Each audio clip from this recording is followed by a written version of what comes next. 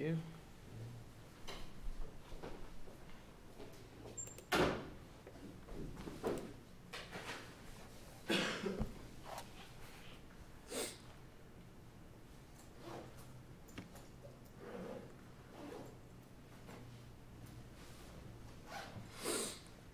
All right, I'm going to give another minute before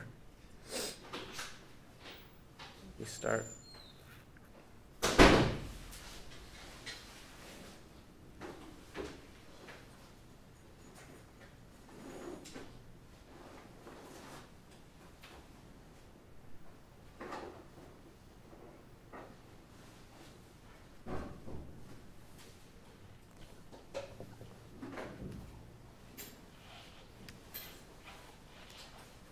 All right, yeah, why don't we get started then? Other people can catch up. So what are we doing today? So we're actually wrapping up diffie-qs. I think McGrath might do one of the other optional sections in class tomorrow, and then you'll be moving on to systems of differential equations tomorrow. So this will be the last of the ODEs, at least. So what are we going to talk about today? So today, talk about sections 8.8, 8.9. So section 8.8 is Cauchy Euler, which is a differential equation. It's actually a non-linear differential equation that we'll talk about. And so this is essentially the only type of non-linear diffie-qs we're going to see. So consider then, right, the following differential equation. I'm going to write it in the following manner. X to the n, d to the n, plus a1, x to the n minus 1, d to the n minus 1, plus a n minus 1, x, d, plus a n. Thank you. All right, apply to y is equal to 0. Okay, so what is this? This is a non-constant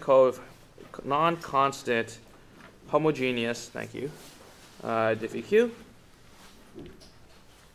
All right, and this is essentially the Cauchy Euler form that we're going to see. So what we're really going to do is we're going to really focus on the second order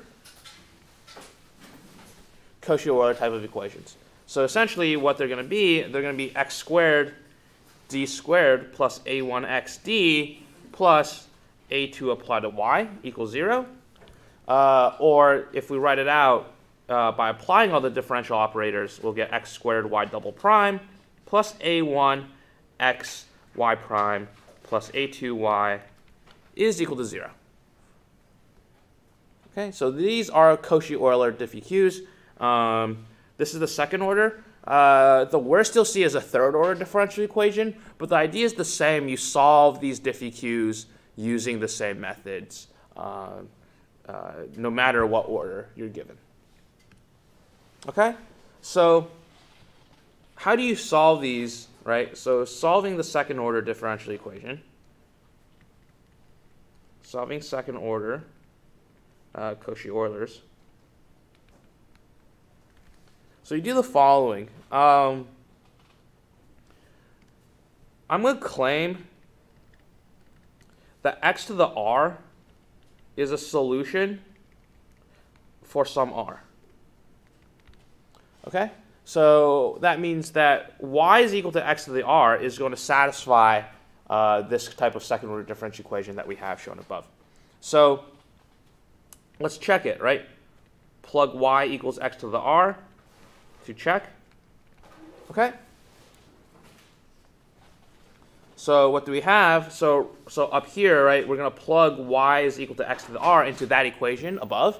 And so what do we need? Well, we need y, we need y prime, and we need y double prime.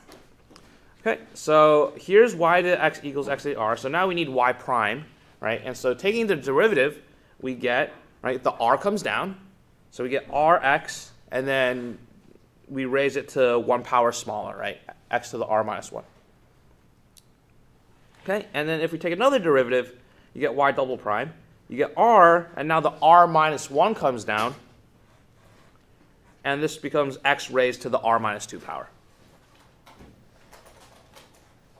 Okay, so now we have y prime, y double prime, and we can plug those into this highlighted underlined differential equation up there. So what we're going to get is we're going to get x squared times r minus 1, x to the r minus 2, right, plus a1x times y prime, which is rx to the r minus 1, all right, plus a2 times y, which is x to the r. All right, and that's equal to 0.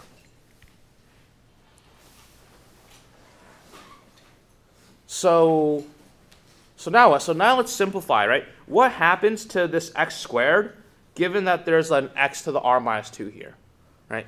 So you can just multiply them together, and what you're going to do is you're going to add 2 into the exponent of x to the r minus 2, right? So we multiply those guys, you add the exponents, and so you're going to end up with r times r minus 1, and this is simply just going to be x to the r, right? Likewise,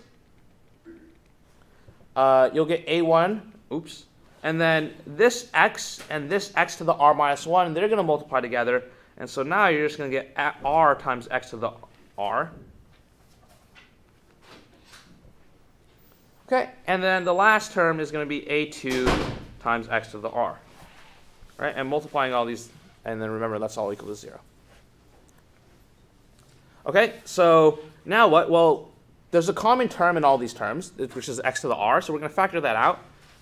r minus 1 plus a1r plus a2, all this multiplied by x to the r is equal to 0. But here's the thing. Is x to the r ever 0? Not for x not equal to 0, right? So if x were not equal to 0, so this is not equal to 0 if x is not equal to 0. Which means that in order for this to hold, this polynomial in R has to equal 0. Right? So that means that you get R times R minus 1 plus A2R, A1R plus A2 is equal to 0. And if we actually factor out that R and we group like terms, we end up with R squared plus A1 minus 1 R plus A2 is equal to 0.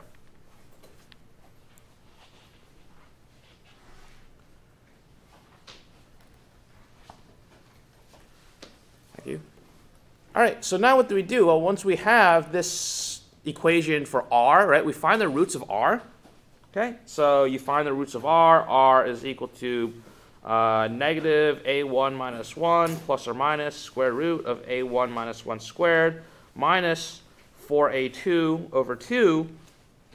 Right, you find your R, and now you plug R back into your original guess, which was Y is equal to X to the R. Okay, so now you plug in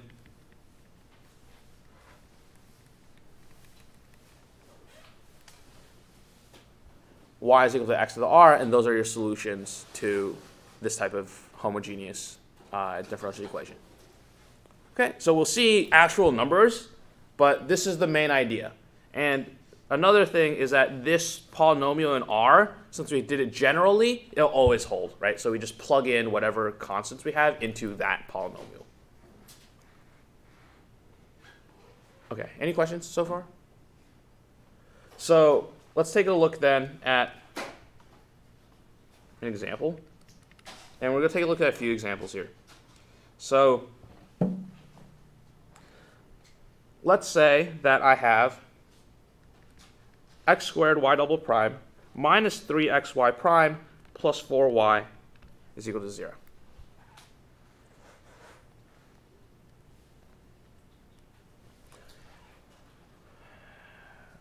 Okay. So here's the idea, right? We know that y is going to be x to the r. That's going to be what my solution looks like. So I'm going to plug in y is equal to x to the r into this guy. And once we plug it in, right, we obtain that polynomial in R is equal to 0. So we get R squared plus A1 minus 1R plus A2 is equal to 0, right? But in this case, we actually have numbers for A1 and A2, right? A1 is -3 and A2 is 4. So this means this is x squared minus, right, -3 minus 1, so that's -4. So minus 4R plus 4 is equal to 0. Okay, so, oh, did I write x squared? This is R squared. Right? So now what? So now you're going to R minus 2 squared is equal to 0, which means R is equal to 2 with multiplicity 2. It's a repeated root.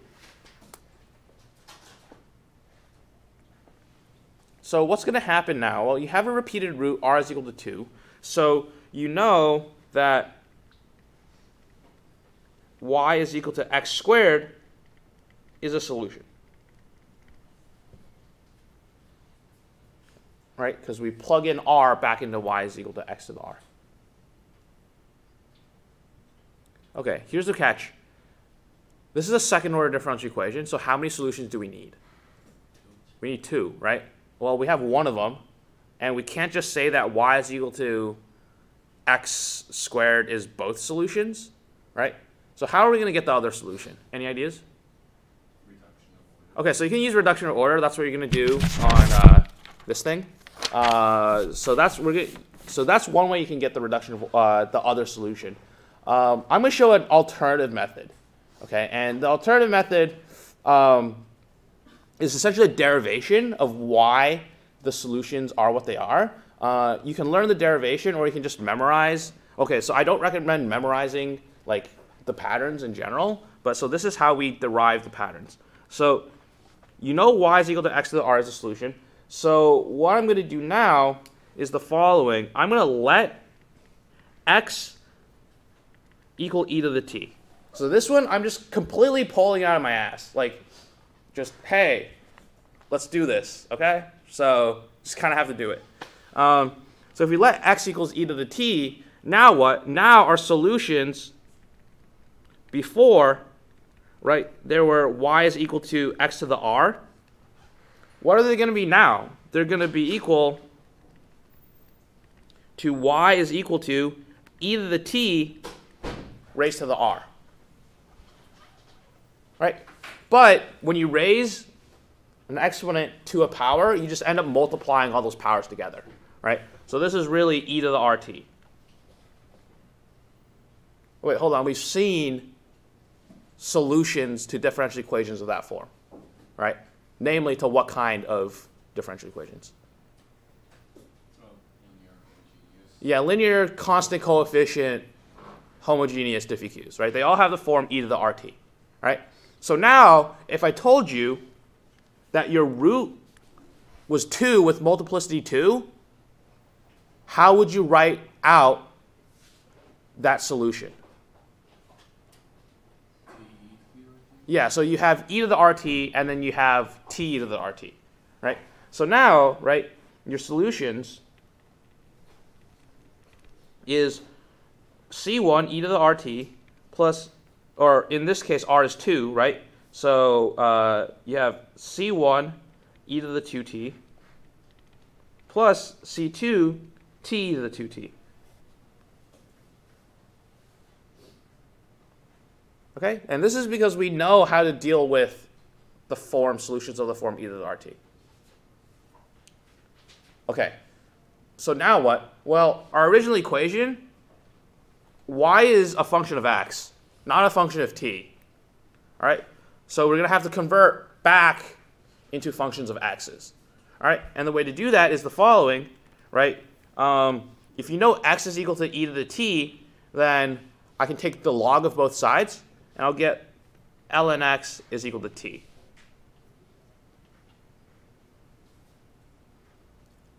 Right?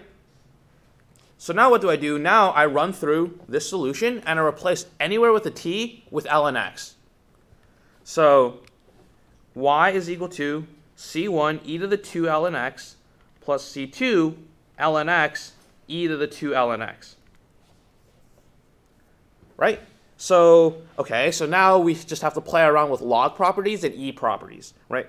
2 ln x is really ln of the quantity x squared. So this is y is equal to c1 e to the ln x squared plus c2 ln x e to the ln x squared, right? And now what is e to the ln of something? It's just whatever is in the ln, right? The e and the log cancel out. So now we see y is equal to c1 x squared plus c2 ln x times x squared. All right. And so this is going to be our general solution to the homogeneous equation. All right. And look at that. We knew y is equal to x squared was going to be a solution, and that shows up down here too. Right? So really, what do we do, or what happens in the repeated root case? So let's say you had 3 repeated roots, right? Well, over here you would just have like a t squared term, right? And then down here you would just have an ln t squared, ln x squared, right?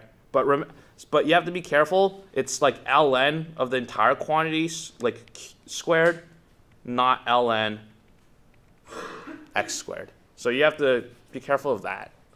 But in general, that's how you deal with repeated roots in this case. Okay, makes sense? All right, so let's look at another example then. So example 2. We'll have x squared y double prime minus 3xy prime plus 13y is equal to 0.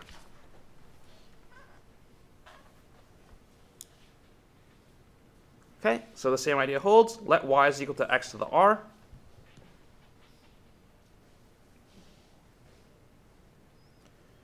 So now you'll get r squared plus a1 minus 1r plus a2 is equal to 0.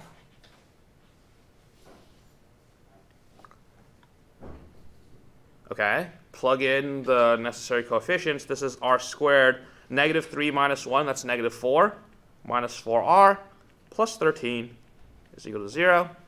So r is equal to 4 plus or minus root 16 minus 52 over 2 using quadratic formula. And the radical becomes negative 36, so plus or minus 6i, and then divide that by 2, so you'll get 2 plus or minus 3i.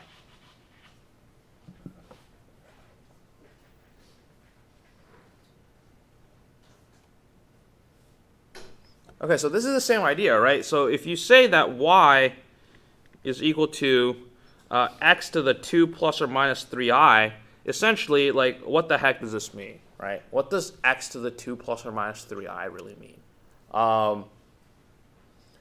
And this is not an acceptable answer because, right, there's no imaginary terms in the original differential equation, so why should there be an imaginary term in the solution? So what are we going to do? Well, we're going to do the same thing above, right? So we're going to say, okay, we're going to make this random substitution, but we know what to do after we make the substitution, right? So we let x is equal to e to the t, which means that ln x is equal to t. All right, so now what? So now, right, we get y is equal to e to the rt, but r is equal to 2 plus or minus 3i. So how do we write solutions of this form? Yeah, Euler's formula, right? But what, like in general, what did it simplify to afterwards? E squared cosine 3t. Yeah, so e to the 2t cosine 3t plus e to the 2t sine 3t, right? So this you get y is equal to c1 e to the 2t cosine 3t plus c2 e to the 2t sine 2t, right? Is that familiar with these complex conjugate roots, right? That's the homogeneous solution to these complex conjugate roots is this. All right, and so now what? Now we got to replace t's with the ln x's. So you get y is equal to c1 e to the 2 ln x cosine 3 ln x plus c2 e to the 2 ln x sine, oops, this is a 3 ln x. Okay, and we can simplify further. We know what e to the 2 ln x is. We just calculated that earlier. That's x squared. So you get c1 x squared cosine 3 ln x plus c2 x squared sine 3 ln x.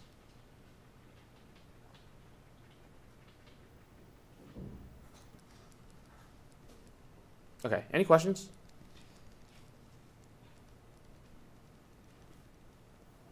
So the two examples here that I covered are essentially like the most challenging, the most difficult examples that you'll see.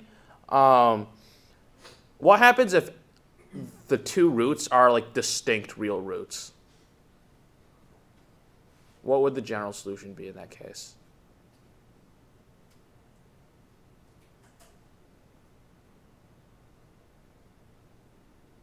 So, right, we say that we let y is equal to x to the r, but now r is two distinct real roots, right?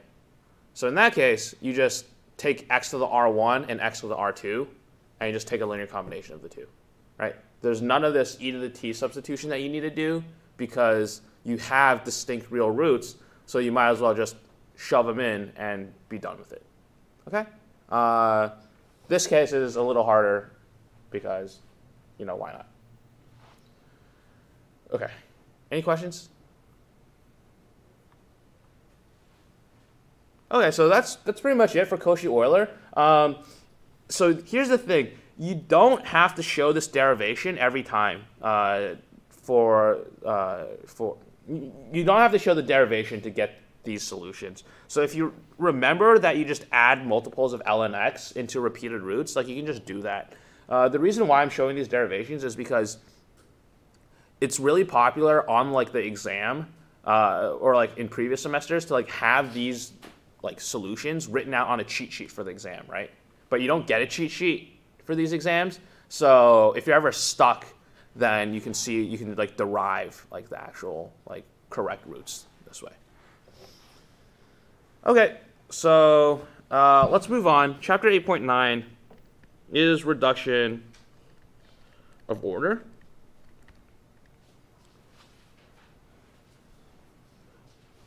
And here's the idea behind reduction of order. You take a nth order diffeq, so you reduce an nth order diffeq to an n minus 1th order diffeq.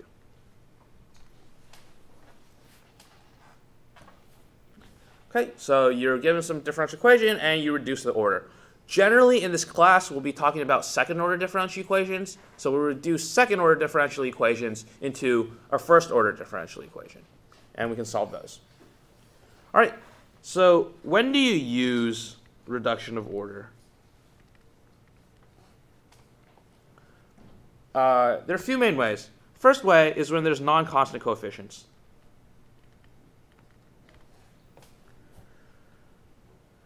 Right, so in the previous examples, right, I said one of the ways you can find the other solution, given that you knew x to the r was the first solution, was just to use reduction of order, and then that would have you would have derived the second solution.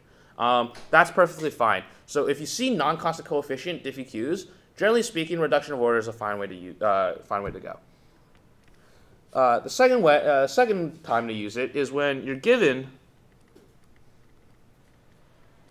a solution to the diffeq. All right. If for some reason you know a solution to the differential equation, right? It can be a homogeneous, it can be a particular, it doesn't matter. As long as you know one solution to the differential equation, you can reduce the order of the differential equation. Okay? The third term is if the right-hand side looks really bad or it looks nasty. So if you have a right-hand side and you have this particular solution that looks like it's going to end up being really, really bad, you can use reduction of order to solve it. All right, and generally speaking, you probably should. So if you can't annihilate something on the right-hand side, use reduction of order. it'll work out better. Although, if the annihilator works, generally speaking, it's going to be a little shorter, but reduction of order works as well. Okay. The last time you should use reduction of order is if you're stuck. And the reason is the following. Reduction of order always works. All right. So this is because reduction of order is a fail-safe method.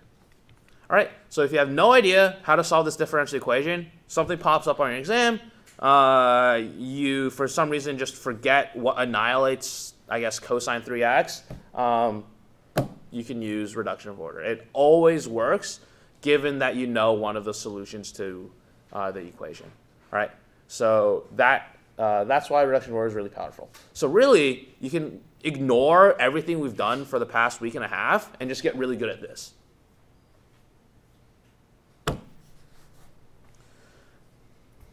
Okay, so I guess the best way to show reduction of order is through an example. So let's take a look at the following. X squared y double prime minus 3xy prime plus 4y is equal to 8x to the fourth.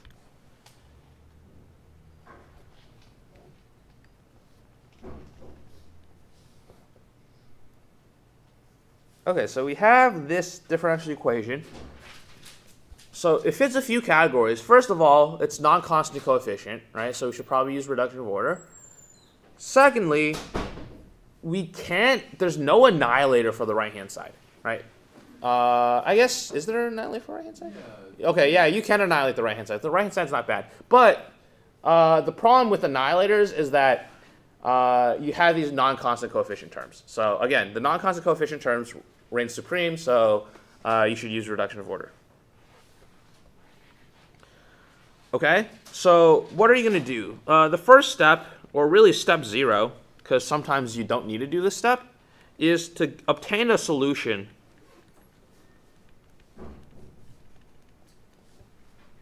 to the diffie-q. Okay, and 99% of the times, you're going to obtain YH. All right. Unless you're like some kind of diffie-q god and you can just eyeball the particular solution to this equation, you're going to find the homogeneous solution. All right.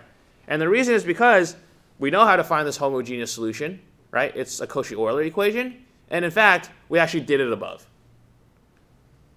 Okay. So in this case, right, you want to solve x squared y double prime minus 3xy prime plus 4y is equal to 0.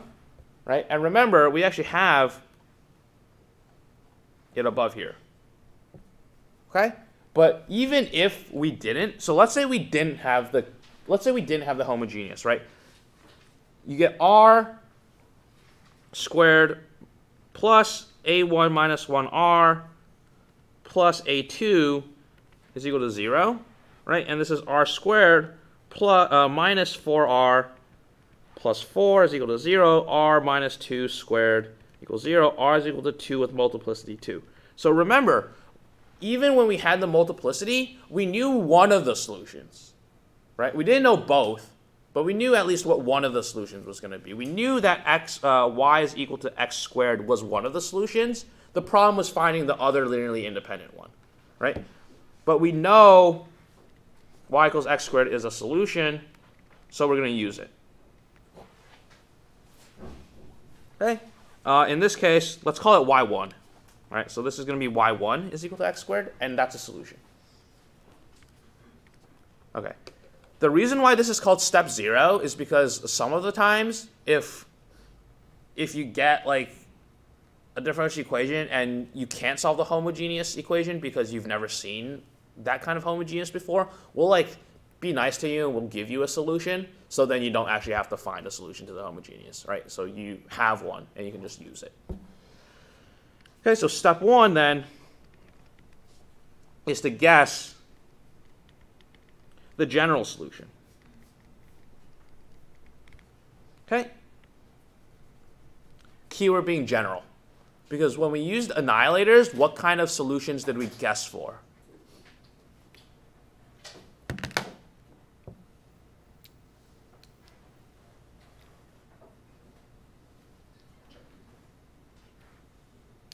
not the general. Does anyone remember? Trial. Yeah, the trial. But what was the trial for? Like, what part of the solution?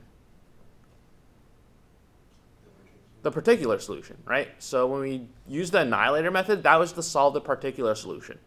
Here, we don't care about the particular solution. We're going to get the entire thing. We're going to get YH plus YP, right? We're going to get the entire general solution. So that's why reduction of order is so powerful, is because you don't have to go through multiple steps to get the homogeneous and to get the particular. It all pops out in one step, okay? So we guess the general solution, and what are we going to guess? We say y of x is equal to y1 of x times u of x. All right? So y1 is going to be whatever you already know. All right? In this case, it's x squared. But if we give you something, if we give you a solution, you just plug what's ever given into y1. Okay? So in this case, then y of x is equal to x squared u of x. So now what's going to happen? Now we're going to try to solve for u. All right, u is this just unknown function that we just introduce randomly, and that's going to be our unknown. All right, so this is u is what we're going to solve for now. Yeah. Oh wait, so this is fine even though y x squared doesn't actually solve the diffie. So it solves the homogeneous. It solves the homogeneous, but right. It doesn't solve the original. Right, but you can just solve. It's fine if you just solve the homogeneous. Okay. Right. So the reason is because any particular solution scaled by the homogeneous is still going to be a particular solution just because of how linear operators work. Right. That's just the function of a linear map. Right. The homogeneous makes the right hand side 0. So if you have a particular solution and you add it to a homogeneous solution, nothing's going to change. So that's why the homogeneous is a solution to the system. Okay, so so we have now x squared ux, right? So what's the next step? The next step is now we're equipped with our new y. We're going to plug it into the original equation.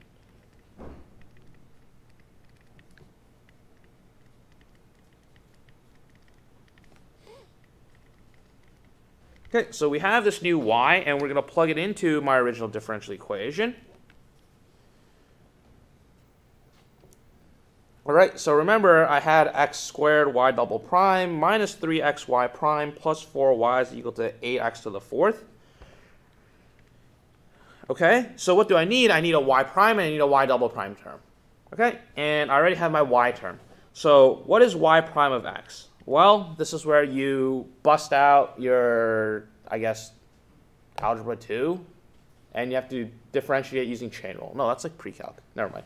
So you have to use product rule repeatedly on this step, and this is probably the worst part of the calculation. So y prime of x is going to be equal to 2x u of x plus x squared u prime of x.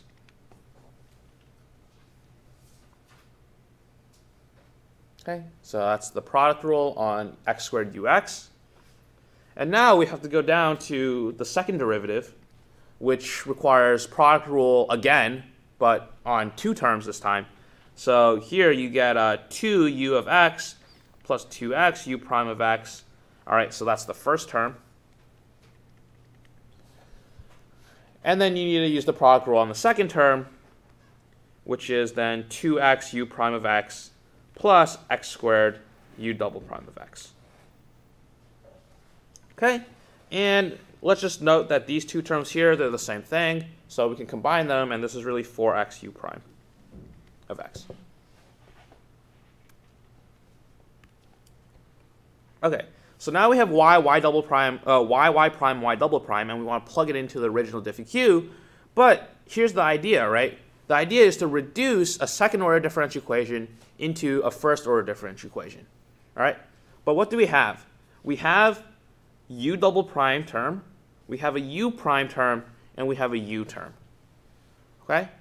So when we convert this differential equation into a differential equation for u, as of right now, we're still going to have a second-order differential equation in terms of u, right? But that's not supposed to happen because we're supposed to reduce it down in order. Right? So instead of having a second order diffie-q, we're supposed to have a first order differential equation. So that means one of these u's or one of these terms is always going to cancel when we substitute it in. Does anyone have any idea which term cancels? The u coefficients. All right, so the u terms will always cancel out. Okay, so that's the key idea here, is that the u of x terms will always cancel.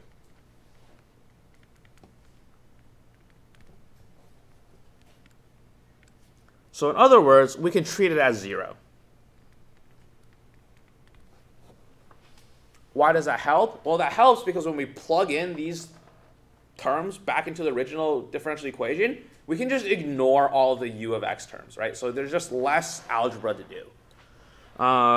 So now, right, this is x squared, y double prime. So here's y double prime down here, but we ignore the u of x term. So instead, we just plug in 4x u prime. All right, I'm leaving off the parentheses of x. Just, it's there, just saving some writing.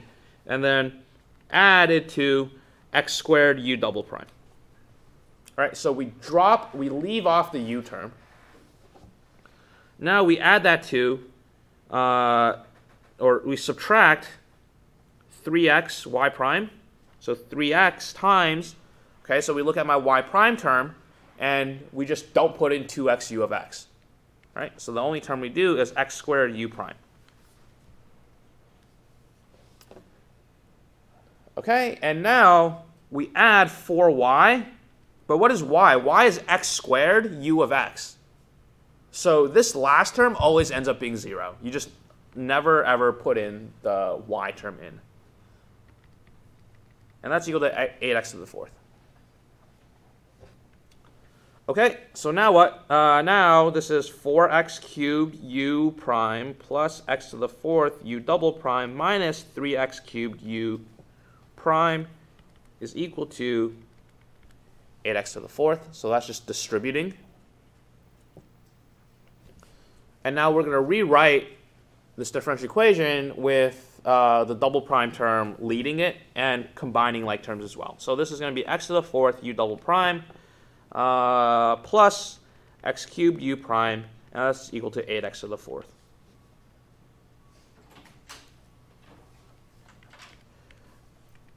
Okay, this thing right here, this is a first order differential equation.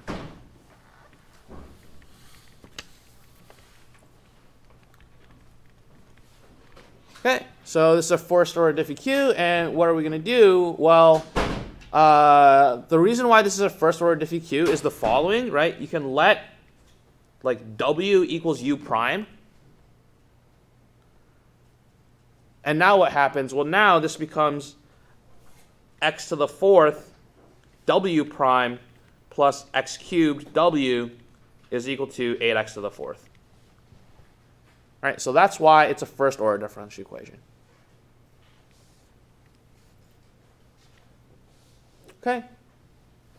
So how do we solve this kind of first order differential equation?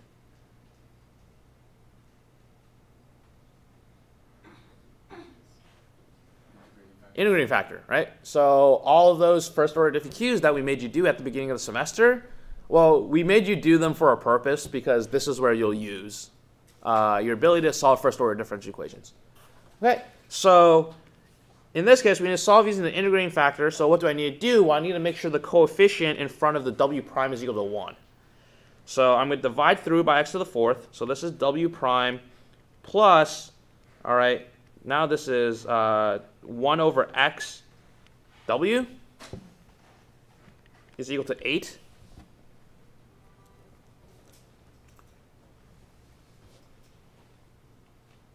All right, and now the integrating factor I is equal to e to the integral of whatever the heck is in front of the w term, which is 1 over x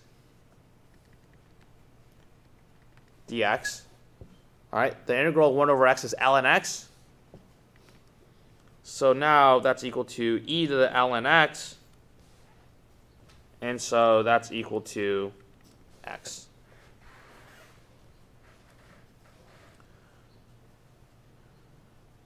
Okay, so the integrating factor is equal to x. So remember what happens to the left-hand side. The left-hand side becomes d dx of xw, right? It becomes the derivative of the integrating factor times the function, which is, in this case, w. Right? And what's the right-hand side? Well, the right-hand side is the old right-hand side multiplied by the integrating factor. So that's going to be 8w.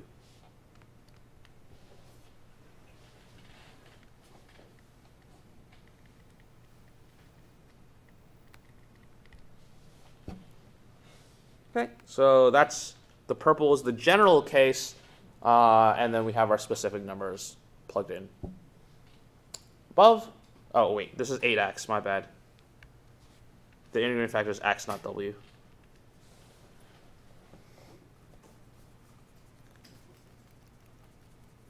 Okay, so how do we do this? Well, we just start integrating to find w. Okay, so we integrate both sides. We get xw is equal to 4x squared plus some constant c1.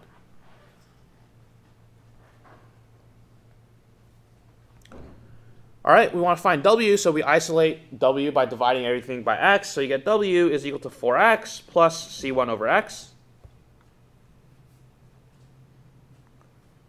But what is w?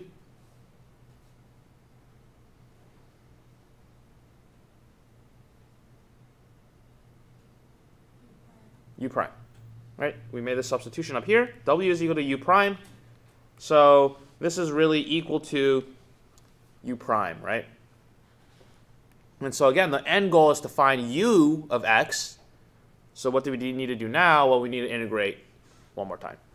So to find U, I integrate everything one more time, and I'll get 2x squared plus C1 ln x plus another unknown constant, C2.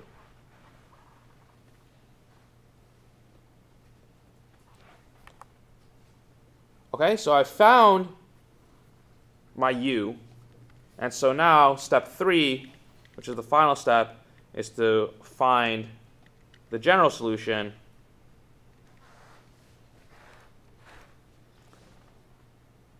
All right, so remember up here I said the general solution was y is equal to x squared u of x. So y is equal to x squared u of x. So now we know what u of x is. That's 2x squared plus c1 ln x plus c2. And so y is equal to then 2x to the 4th plus c1 x squared ln x plus c2 x squared. Right? And we notice that, hey, look, what is that part?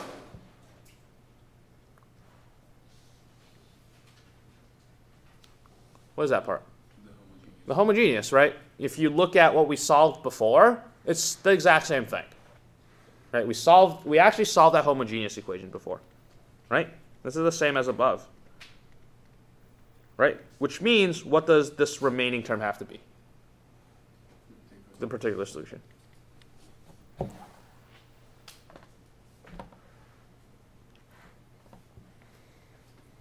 Okay, any questions?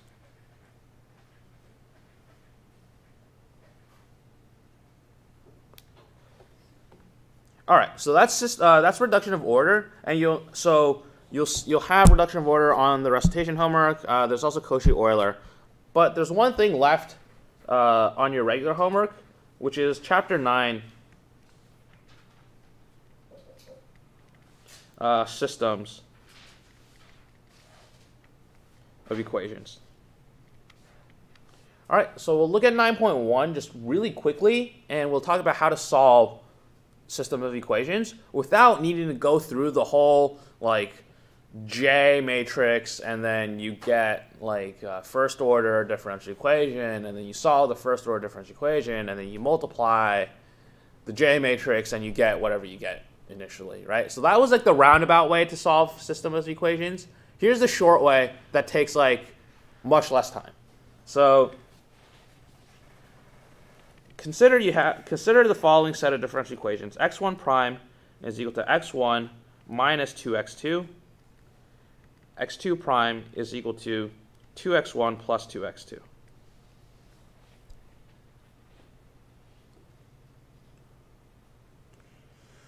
All right, so the first step is to always write this out in matrix or vector notation.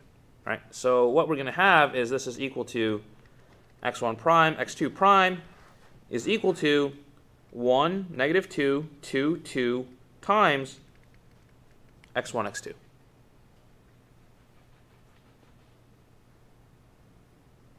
Right? And this notation then is x prime, x vector prime is equal to a times x vector.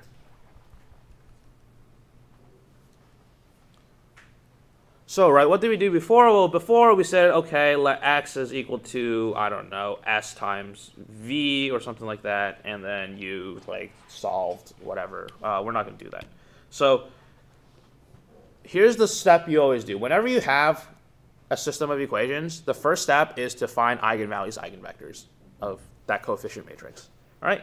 So, find eigen of that matrix A.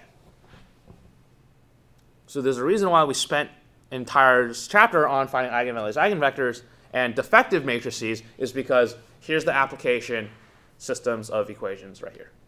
Okay, so this is going to trigger some flashbacks to midterm 2. Det A minus lambda I is equal to 1 minus lambda, negative 2, 2, 2 minus lambda. So that's 1 minus lambda times 2 minus lambda plus 4, lambda squared minus 3 lambda plus 2, oh god, lambda squared minus 3 lambda plus 2 plus 4. Did I give a wrong matrix? Let me check.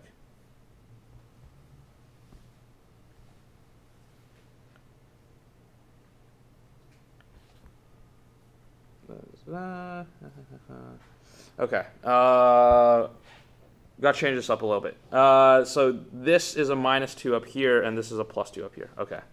Plus, minus. Plus, minus. And so that's a minus 2. And so this is lambda squared minus lambda plus 2 lambda. So that's plus lambda plus 2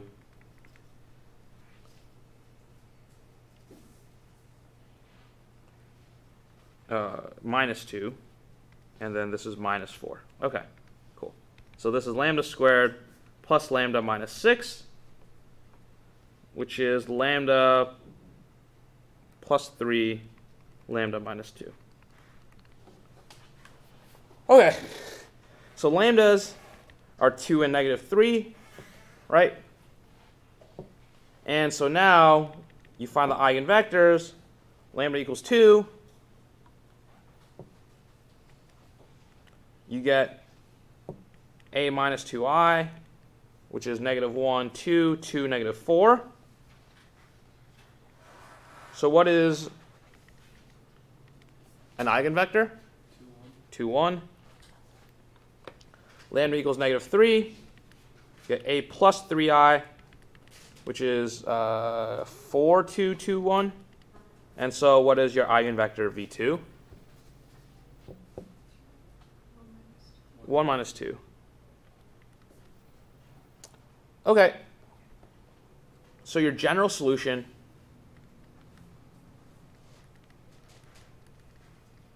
is going to be x. The x vector is going to be c1 e to the lambda 1t times the associated eigenvector plus c2 e to the lambda 2t times the associated eigenvector. And if you had a 3 by 3 system, right, you just keep on adding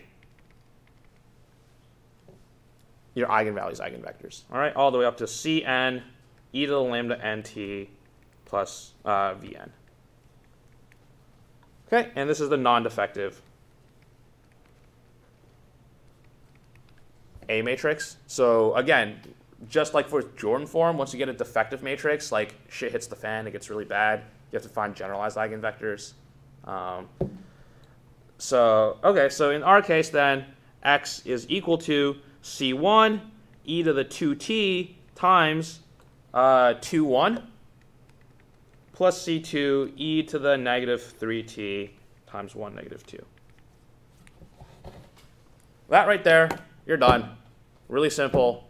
Not the bullshit that you had to do in the previous chapters. Yeah. I mean, isn't this basically just doing what we did? Yeah, it is doing what we did in the previous thing. It's just simplified. Yeah. All right, and then you can multiply it out if you want, but that's it. Okay, a few announcements. So I'm going to permanently move Tuesday office hours to 6 to 7 p.m. rather than 3 to 4 because there's an econ seminar at like 3:30 now that I want to go to. So and no one was coming to these office hours anyways, so I'm going to move them to later in the evening. And then no office hours on Friday. Instead, I'll be in my office from 1 to 2 p.m. today. I'm going to be out of town on Friday, so we'll do this. And then, so I know I had the weekly review sessions on Friday, but I've been gone the past few Fridays. I'll start them back up next week. I might do something this Friday. I might like post a little video on, I think, variation of parameters, which is something that McGrath might talk about in class tomorrow. Okay, so that's it. You should be able to solve most of the problems. So here's recitation homework. Recitation homework hopefully is manageable again this week. It's not too long. I mean, they're differential equations, so they're just going to be bad in general, but there's only 4 problems.